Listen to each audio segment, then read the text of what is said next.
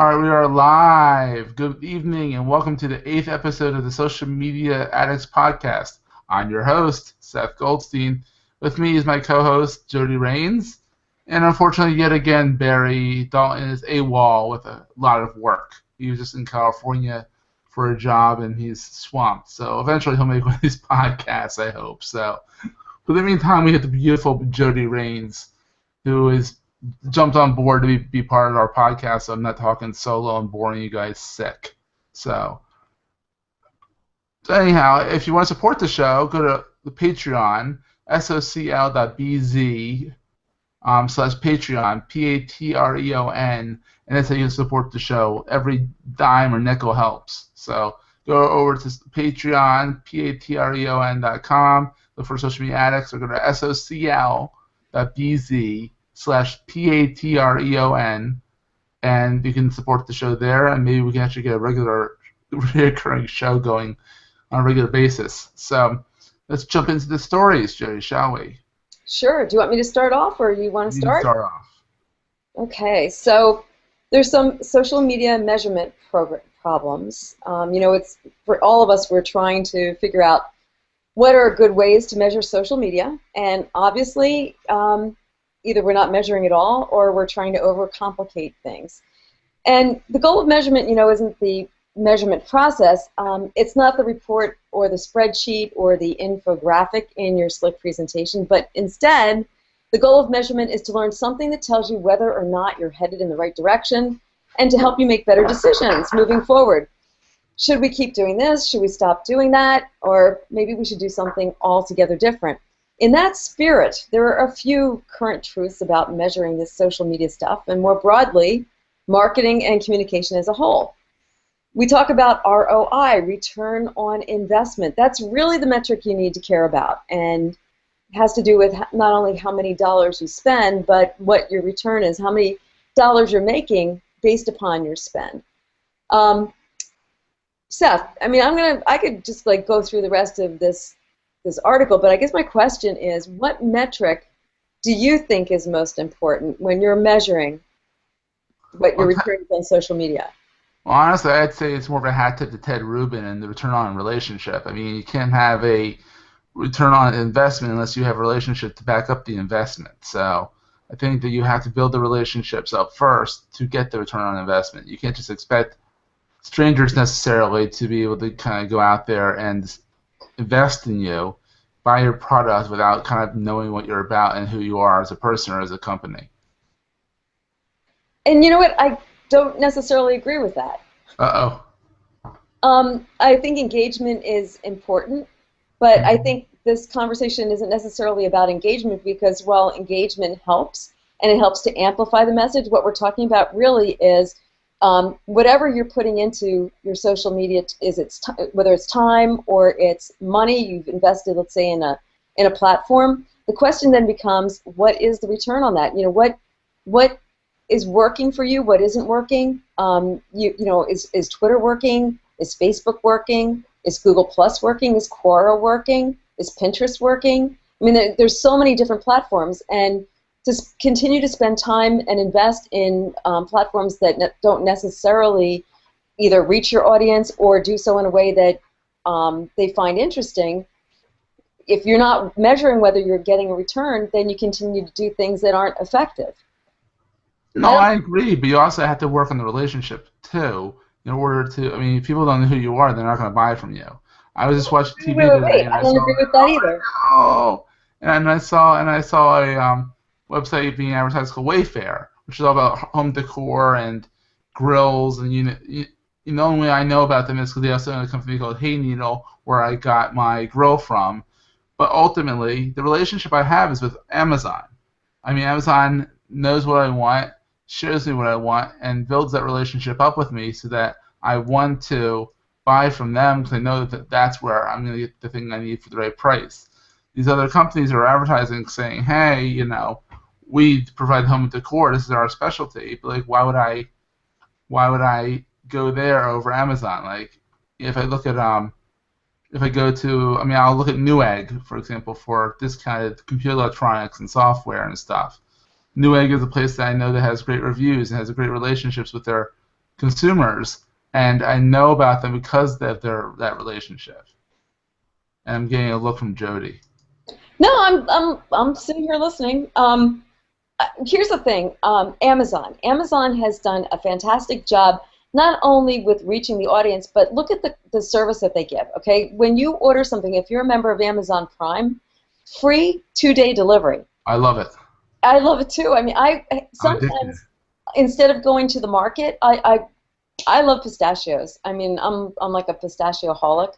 And I'll order pistachios on Amazon because I know that I'll get them in 2 days. Instead of going to the supermarket, it's like, oh no, I'll just order them. It's All right, that I'm not that convenient. bad. I'm not that What? bad. If I want my pistachios, I want them now. So I'm gonna Well, do I it. usually have a stash, so it's an additional stash of pistachios. But that's neither here nor there. Um, But the other thing about Amazon is that if you get something and it's not what you thought it was, or maybe it's you order shoes. Shoes are tough to order online, right? They looked really cool. You get them, and for whatever reason, they don't fit. They're the wrong color. They didn't look like the color you thought they were going to be.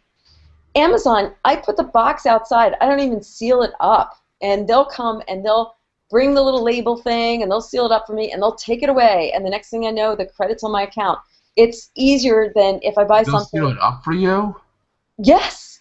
Is that amazing? And I found that out because my mom, who is 89 years old, she, believe it or not, wanted a card reader because she inherited a digital camera and she didn't know how to get the images because she didn't have the software from the camera to her computer. So I bought her a little card reader, Yeah. and then I found one that was actually easier for her, so I told her, just return that one.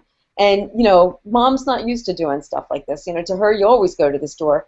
So Amazon said, just tell her to put it outside. And she did, and lo and behold, they picked it up, they put their packing slip in, they wrapped the thing, and the credit showed up on my account.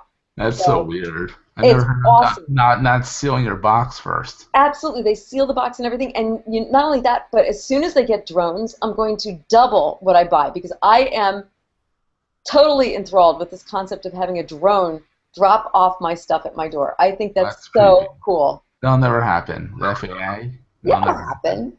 It's already happening. So anyhow, back to ROI and R&R. Has nothing to do with ROI. It has to do with cool drones.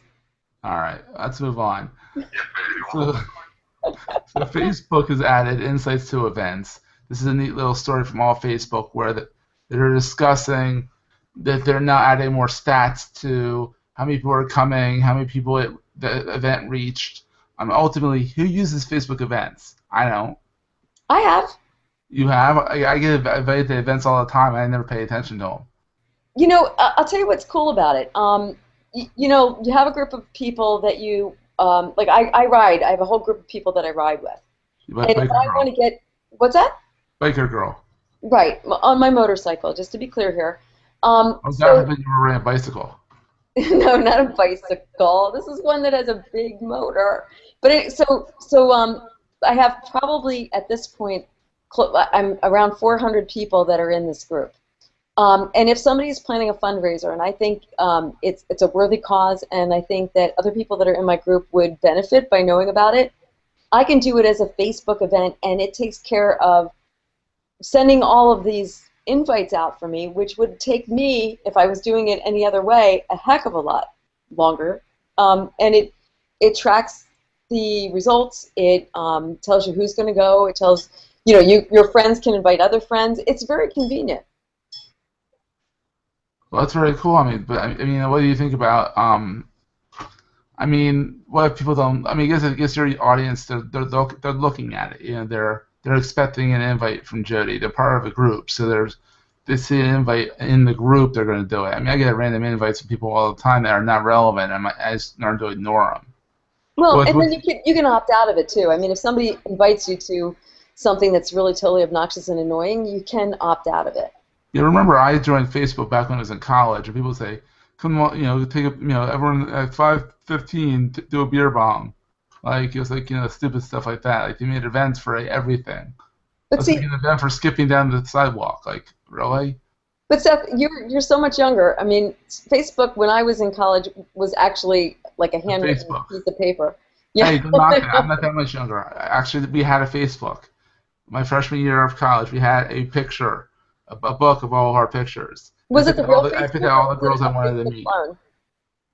4,000 girls, 4,000 students. I picked out all the girls I wanted to meet. I circled them on the Facebook. Was Meredith one of the ones that you circled? No, she went to GW. I went to Delaware. Oh, okay. All I right. would have. All right. Well, Anyhow, Google I mean, what do Plus. you think about the insights in? What do you think about the insights in the events? So do you think you'd use them?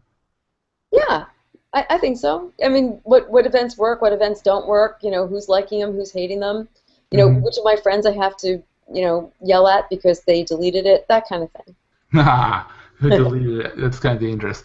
So anyhow, there's a new add-on to Hangouts on Air, which I tried to set up before the show. It's called Showcase, where you can actually showcase links and other stuff on the show. I'm not sure if this is actually showing up in live stream, but we can type in something like this. We can type in our Patreon feed here, and it should show up on the air right now. Is it? I'm not sure. We'll find out. We'd have to go out and come back in again. We're doing it live. So anyhow, this everyone If should anybody sees see. it, let us know.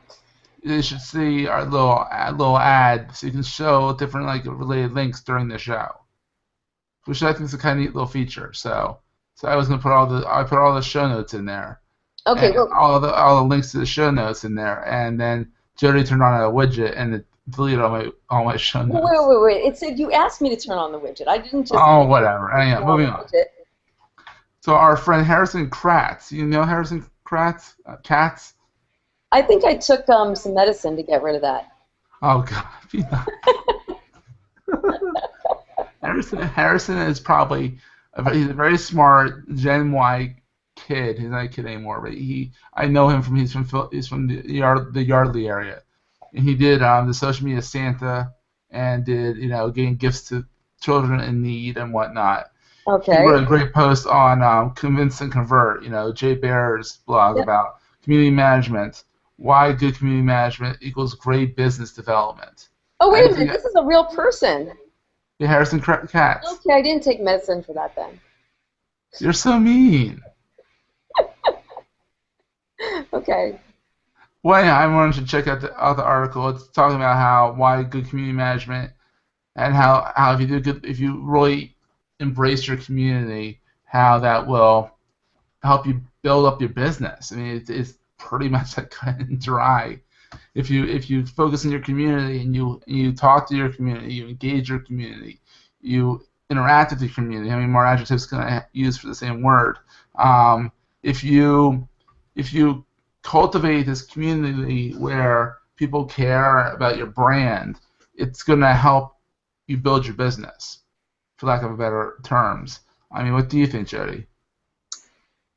I think that pretty much is common sense, but kudos to Harrison for the great article and for getting published in Convince and Convert. There you go. Moving on. And finally, Barry Dalton, who's AWOL today, was highlighted in a article. Wrote an article for a retrospective of the 5 years of social customer care. There's a link in our show notes, and it's on SlideShare, but it's a good read. It's like 72 pages long, the book. And I Frank should, Eliason's in there too. Frank Lazian's in it, I like Lazian. Yeah. There's a bunch of well-known people in the social media customer care environment there. So check it out. It's in our show notes as well. So With finally, let's go pictures into in color. what's that? With pictures in color. And there's pictures in But color. Seth, you missed the most important story of the week. You do realize that. What I miss? You might have seen this on either Facebook or Google Plus or one of the other forums, but there's this really, really, really cool picture. Evidently, a guy went to the zoo and somehow or other the monkey got a hold of the camera and took a selfie. And it happens to be a fantastic selfie. And the question now is, who owns the picture? Oh God. Well, I mean, does it belong to the guy who owned the camera, but he didn't take the picture? Does it belong to the monkey? Because, but he didn't own the It's camera. actually a great selfie. Did you see it? Yeah, I'm going to share it on the screen right now. Isn't it great? I know. It's actually amazingly great. Almost so great that don't believe that it's really a good monkey, I mean, a real monkey selfie, but it is. You see it? Do I see it? Hold on, come back in. Yes! That's so cute. Is that great? That's like the best. Now, how did the monkey know to do that? Monkeys are smart. You're just pushing buttons. Bob says he didn't. He was just pushing buttons. But it's a darn good selfie. It's better And than everyone, we have a special guest, Bob, on the cell phone calling in. yeah. Bob's calling in. How many pictures do you take of the dance before you got one good face picture though, you know? I don't know how many. They said that there was a whole series of pictures actually that he took, but that was like the best one is the one that's going all over the internet. It's gone viral. It's gone viral. The monkey's gone viral for a monkey selfie. It's actually Monkeys are really in right now. There's also, just as an aside, this really cool video if you Google it, and it's also gone viral. It's sharks, and apparently there's a device that was following the sharks, and it's got cameras mounted all over it, and the sharks came and they bit this device. I mean, I know it sounds really hokey, but it's really cool because nobody made the sharks do it, and they're not mechanical like in Jaws, which I knew were mechanical. They look like the mechanical one, which maybe means that the mechanical one looked real, but very meta. It's worth googling and taking a look at that. If you look up, don't whatever you do, don't look up what is that? It's shark selfie. There's pictures of people in the shark mouths taking selfie pictures. Well, that's dumb. It's obviously photoshopped. Oh, I see. Okay, that's almost as bad as cat breading. You know? Whatever you Google, just be aware of that, you know. Or cat bearding. What's that? Cat bearding. Yeah, exactly. I know. All right, so anyhow, the picks of the week. I have an oldie but a goodie. It's a Twitter app called Falcon Pro. You can find it at getfalcon.pro. It doesn't work without a hack, unfortunately, because Twitter is a little draconian with their tokens right now. But if you do a few push button commands and you know how to hack it, and there's a link in the show notes which we'll publish, where to get Falcon Pro and the hack, you can still use this great Twitter app and just use it with your token instead of their token. But it's a great app, and it's only for Android, but you know it's still a very good app. And Jody, you have an oldie but a goodie as well. Yeah, my pick of the week is an app which many of you may know about or maybe don't know about called Mention, M-E-N-T-I-O-N. And essentially, it's a way of monitoring the stream. You can pick your name, you can pick a brand, and it helps you get that information as soon as it's tweeted or posted, and then you can respond correctly and appropriately. Monitor it in real time, react in seconds. You can analyze and share statistics and reports, which we all love, and you can work smart and quickly as a team with other people. And they also have a free trial, so something to look into if you don't have it. Yeah, I'm sharing the page right now. The features, discover our features, remote monitoring, Facebook, YouTube, geo, location. It's a really neat program. I think it's cool, but that's just me.